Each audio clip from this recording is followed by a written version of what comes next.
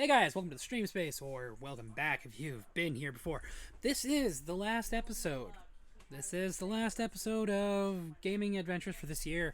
So this will kill off the 2023 season of Game Hunting. Doesn't mean we're not going to do any more videos to launch in, say, 2024, but we're going to be focusing on other types of content. So we have been doing nothing with our gaming pickup content or with our card pickups and pulls. So we've got like an Astral Radiance video that we've needed to do for like forever, and we haven't done it. So with us being moved and a little more settled, we're gonna kind of dive into this one. We got some cool stuff coming up. So we got a Spider-Man PS5 controller unboxing, so you guys can check that out. But this video is going to be pretty cool. So this is going to be kind of like a little bit longer than normal. There's a lot more games and stuff on this video that we are going to be putting into this. But I'm excited to show you kind of what our last little bit of hauls look like. And I mean, it doesn't, like I said, this doesn't mean that we're done buying games for the year. It just means we are done buying very temporarily. We are among the lucky few that will get to play Starfield on an ROG Ally. I'm actually pretty excited for that. We got the rest of that video coming up too. We've been trying to get some testing done on playing Call of Duty Modern Warfare 2 because I think that would be a good benchmark for it. A couple other things, but we want to see those things working. So, first of the pickups isn't technically... hang on. Excuse my terrible YouTube selection. Oh man, come on, hit markers. Alright. We did a lot on here. We spent a lot, we have a lot of money on here. Where is it? Star.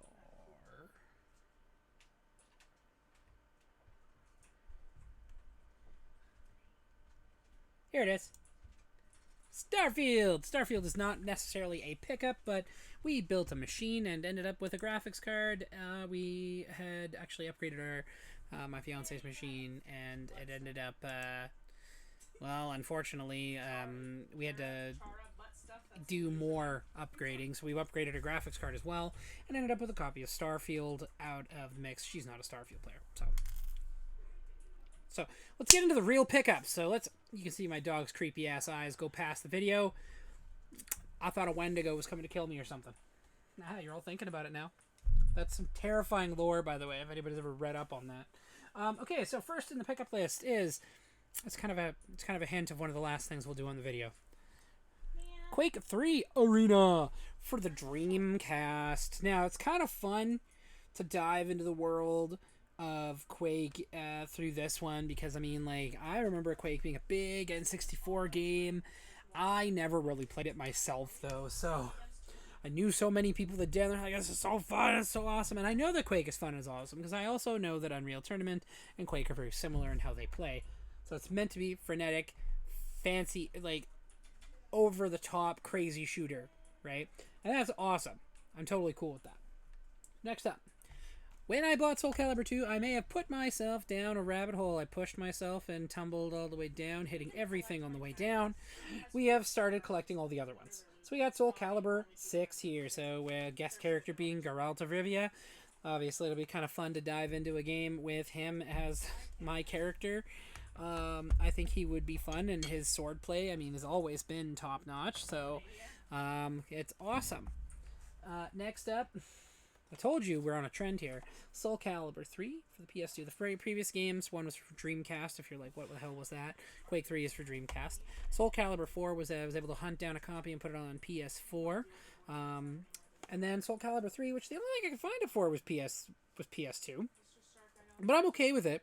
I love the newer games because they had like an adventure mode, you got some mission-based combat, but also like you gotta beat these, like, a survival mode and weapon upgrades or create your own character. Like, it gets like super in-depth. Now, continuing the trend of Dreamcast, we have Power Stone. It's kind of like one of the first 3D fighters where you could like run around the arena and actually pick stuff up from other levels and huck it at people.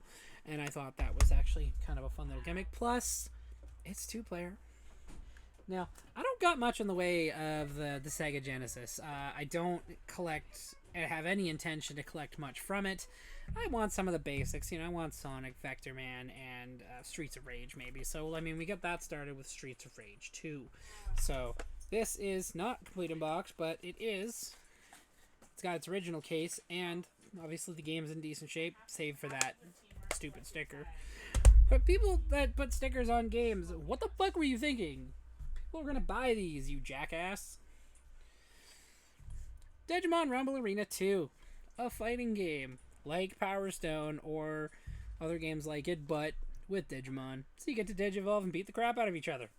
I see this as a win. So it's complete in box. It's got the manual and everything. Very excited to finish off or get closer to finishing off my Digimon collection. We got so learning from our mistake with Baldur's Gate Enhanced Edition for the Switch, where we sold it and probably shouldn't have sold it. We have Planescape Torment and Icewind Dale Enhanced Editions.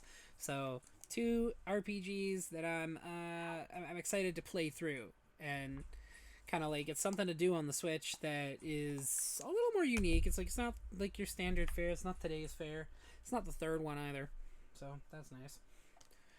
Advanced Wars Reboot Camp. You have to go to camp and reboot. I know that jump can help you. I honestly just like to just hit the power button and do it that way. But anyways, yeah, it's the first couple Game Boy games put into put onto the Switch, so you get to play them mobile, and they've been obviously remastered with new animations and graphics. Phantasy Star Online for the Dreamcast.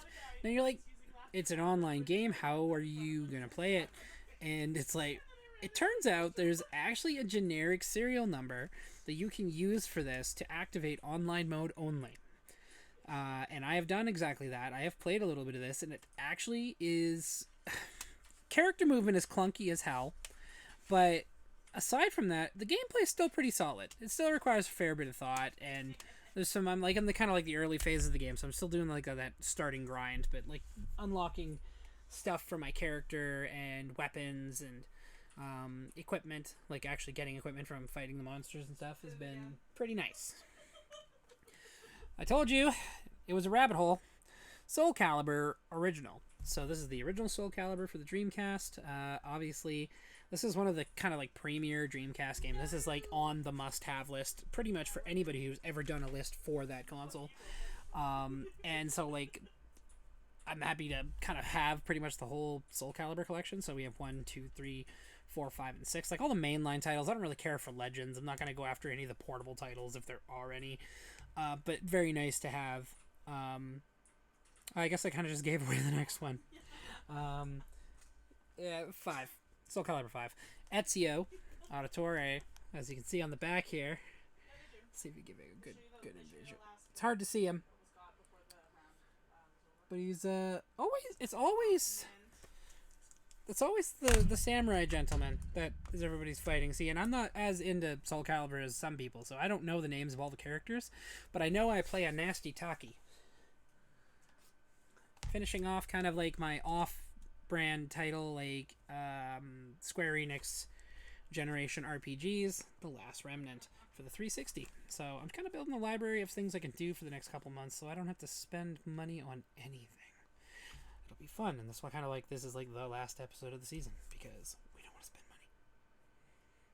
Anyways, so yeah, kind of a JRPG, turn-based, and it looks like there's some action elements, and it'll be kind of fun to dive into something that I've never played before. So a lot of these I've played before, in one form or another. I played Power Stone on the Dreamcast way back in the day. Guilty pleasure game time, Terminator Salvation. Now it was like, if you could describe it, it's like Gears of War with a Terminator skin on it, but we've removed every single unique enemy and only given you 3. And your gameplay is only going to be 3.5 hours long. You can beat the whole game in 3.5 hours. And if you have a friend, you could play it on hard, so you could both get platinum trophies all the way through. Alright, I'm speaking in like PlayStation language because trophies is PlayStation, but you can get all your achievements too. The achievements work the same way. It's stupid.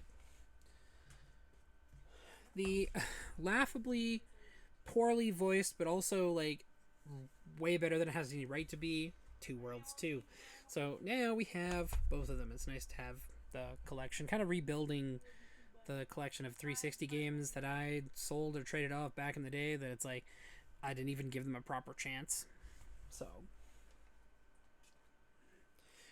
Lost Planet 2, now kind of part of the mech shooter type games that had come out on this system. I mean, Lost Planet is kind of like one of the first games to be released for the 360, and kind of working my way to finishing that collection. I've got to find the third one, but I mean, people are like, "There's a third one." I'm like, "Yeah, there's a third one."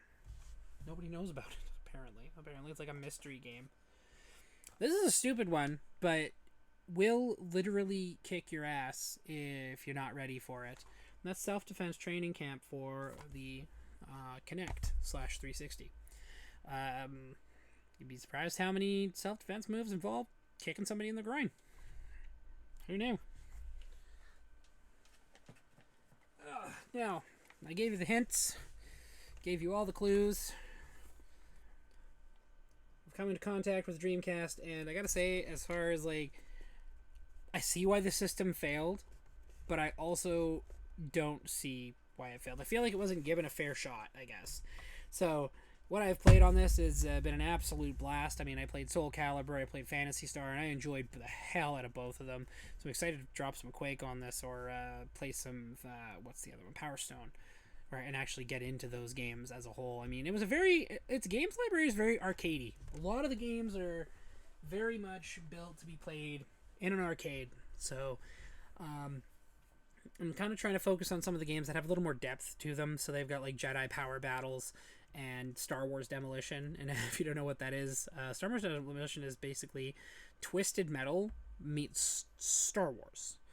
So you're driving around in like famous Star Wars vehicles and just blowing each other up, and like it's great. It's a fun time. I love it. So I'm excited to kind of dive in and play some of these. Some of them I don't have the system out, so I've got to store it, but others I'm gonna just enjoy. So this is kind of like as I mentioned at the beginning of the video, this is a series finale for Gaming Pickups 2023. So we're gonna cut this off. If you want to follow us on any of our platforms, we're on YouTube, Pydera Space 74. We're over on Twitch, Pydera_74. If you guys want to help the channel a little bit, you could order some W, which means you get an energy drink, and I make a couple bucks if you use my creator code, which is Pydera74. And if you want to help us a little more directly, we do have a tip link in the video description. So thanks for checking it out, guys. I will see you guys next time. We'll be probably resuming our regular streaming schedule this week, so keep an eye out for some of the upcoming videos too. Spider-Man 2 limited edition controller, and the Astral Radiance unboxing. So Pokemon cards, for anybody who's like, what is that? Because it was like very poorly described. Anyways, see you guys later, and I'm out of here. I'm gonna go play some Quake, blow myself up repeatedly, because I mean that's all that's gonna happen.